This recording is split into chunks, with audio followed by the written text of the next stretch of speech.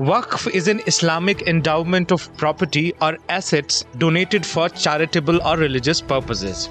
The word Waqf is an Arabic term that means a charitable trust. This trust typically holds assets and the income generated from them is used for the intended purposes. In India, such endowments are governed under the Waqf Act and the assets are overseen by the Waqf Board. Once donated, the property cannot be taken back and must always be used for the intended religious or charitable purposes.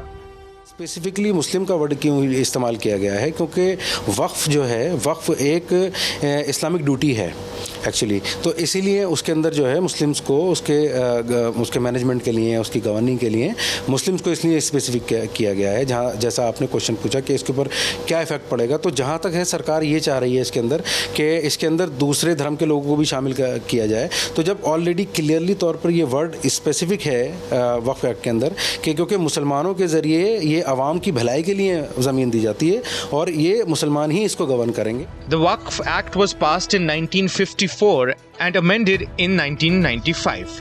And again in 2013 to grant governing boards more powers to designate Waqf properties. The NDA government is all set to amend the Act.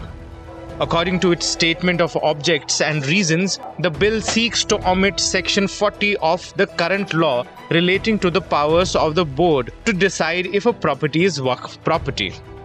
The bill has proposed far-reaching changes in the present Act, including ensuring the representation of Muslim women and non-Muslims in Waqf boards.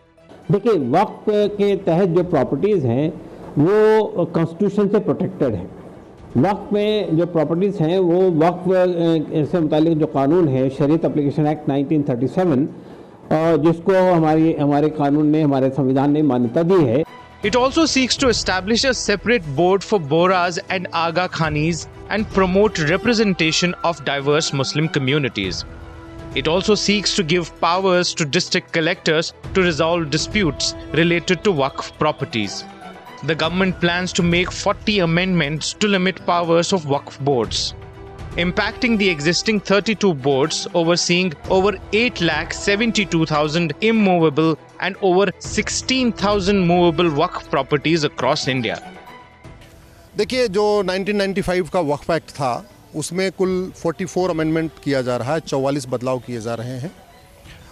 Vohra और आगा खानी Muslims को भी अब मान्यता दे दी गई है।